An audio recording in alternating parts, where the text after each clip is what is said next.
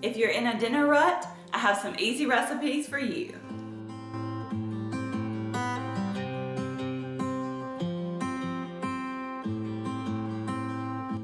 Hey y'all, and welcome back to my channel. In today's video, I'm showing you 3 easy recipes that are perfect for any night of the week. Now let's go ahead and get started. This first recipe is a chicken Parmesan Stromboli. I'm starting out by making a spread for the inside of the Stromboli.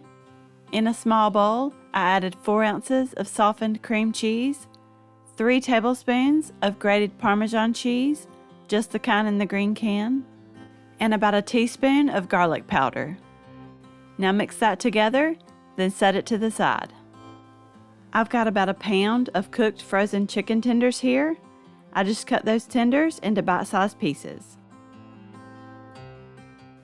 This is the kind that I used, but I'm sure any kind of cooked frozen tenders will be just fine.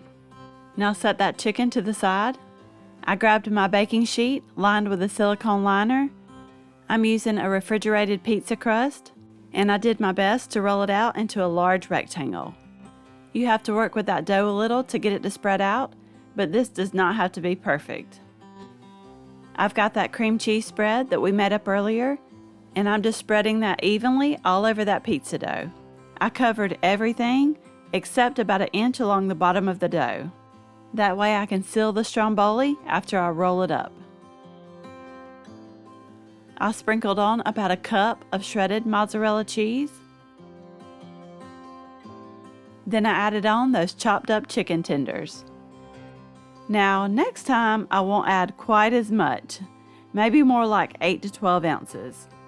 Only because I stuffed mine so much and it was a little hard to roll it up. I tend to overdo things sometimes, especially when it comes to fillings and stuff. Now I planned on dipping this Stromboli in marinara sauce, but I wanted to add a little to the filling without making it soggy on the inside. So I drizzled on about 1/3 cup. And you can use your favorite marinara sauce here. Now I'm covering all that with about another 1.5 cups more of shredded mozzarella cheese. We love cheese, can you tell?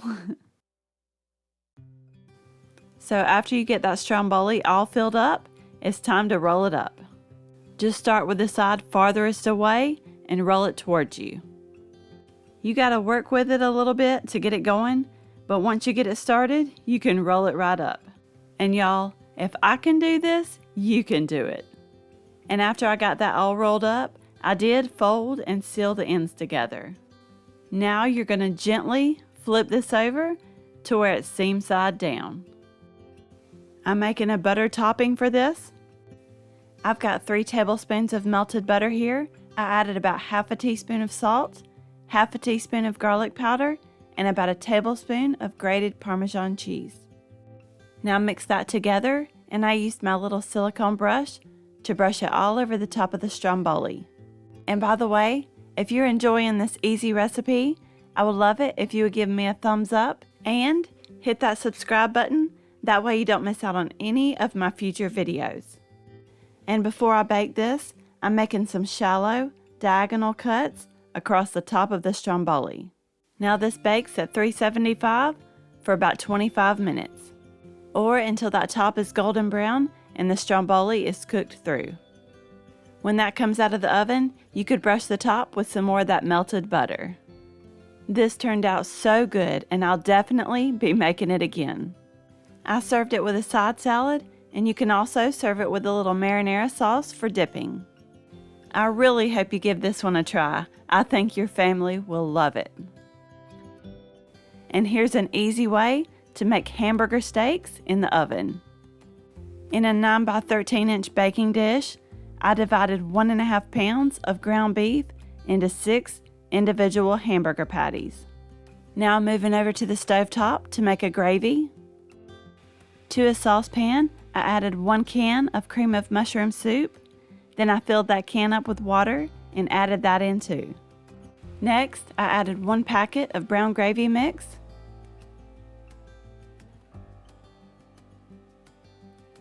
and 1 packet of the onion soup mix.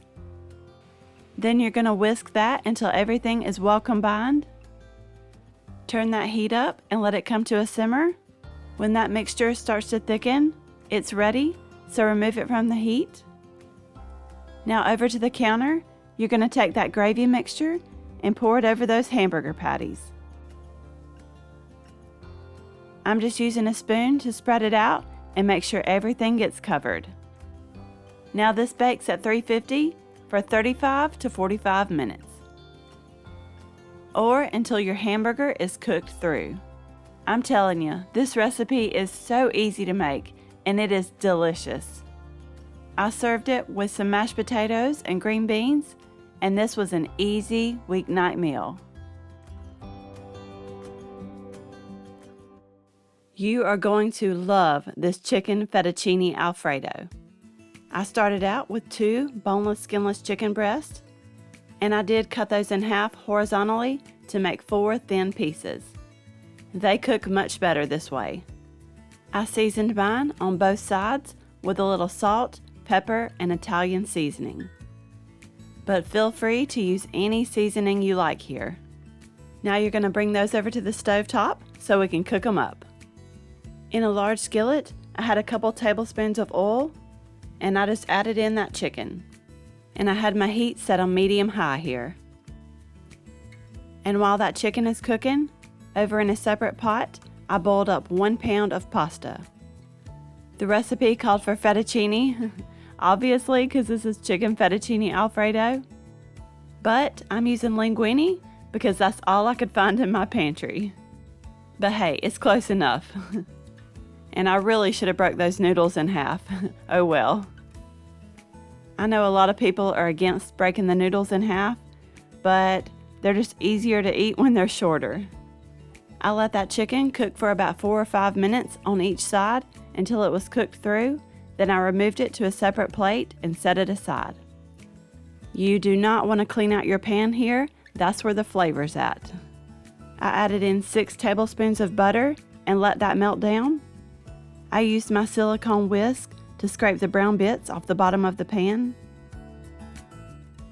Next, you're going to add in a tablespoon of minced garlic. Whisk that around and let it cook until that garlic becomes fragrant. That'll take about a minute or so. Then I sprinkled over 2 tablespoons of all-purpose flour. Stir that continuously and let it cook for about a minute or 2. When you don't see any dry clumps, you can go ahead and slowly add in 1.5 cups of heavy cream and 1.5 cups of milk. The recipe called for whole milk, but I just used 2%.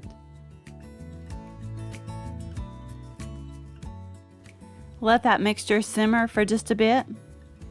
And when that mixture starts to thicken up, you're going to add in 1/2 cup of shredded Parmesan cheese and 1/2 cup of shredded mozzarella cheese. Now whisk that until everything is well combined.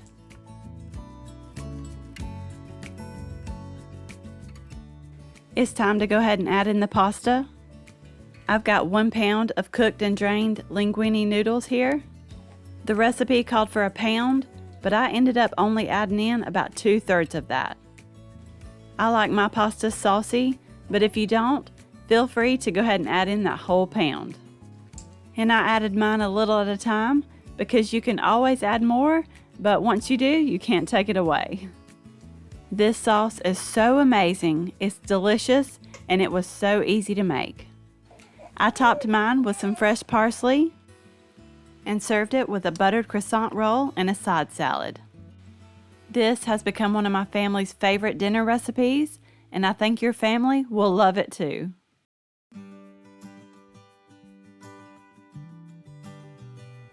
I really hope you enjoyed this video, and if you did, you may also like these.